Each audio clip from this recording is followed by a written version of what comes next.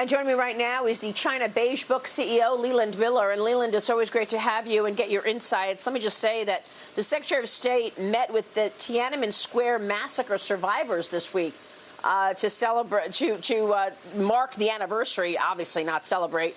But this is the first time that we know of a Secretary of State marking the anniversary this way. The State Department also gave the Tiananmen mothers a special International Women of Courage Award. The mothers, of course, had their only children killed during the 1989 massacre. The anniversary, of course, is today. Your reaction to that?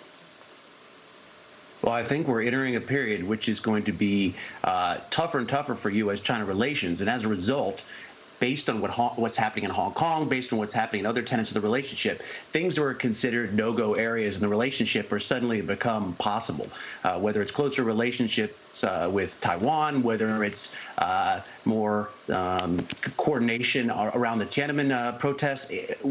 Any part of the relationship it's going to become so fraught that people are going to stop being resistant to getting under each other's skin, and that's going to, of course, further exacerbate tensions going forward. But Leland, how are we supposed to have a relationship, a partnership with China if these things keep coming out and it feels like there's an economic Cold War going on? I mean, the latest is these tensions affecting travel.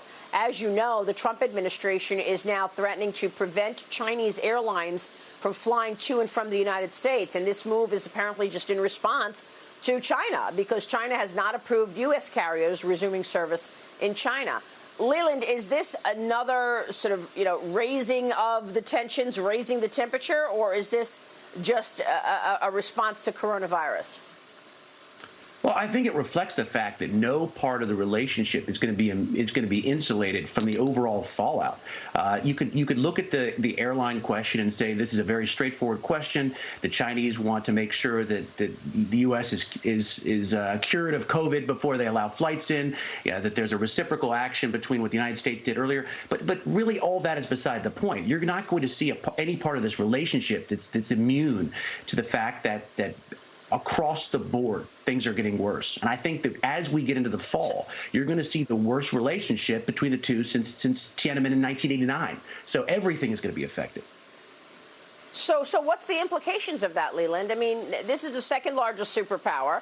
The United States and China, the two largest superpowers, were supposed to have a trade agreement. What are the implications of this new economic Cold War?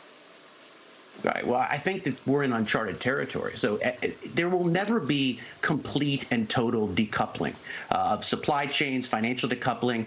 These are sort of extreme steps. But we are moving in the direction in which we want to pull out supply chains from China, in which we want to have we want to make sure that from a technological standpoint, the Chinese aren't getting inputs from us that could hurt our national security.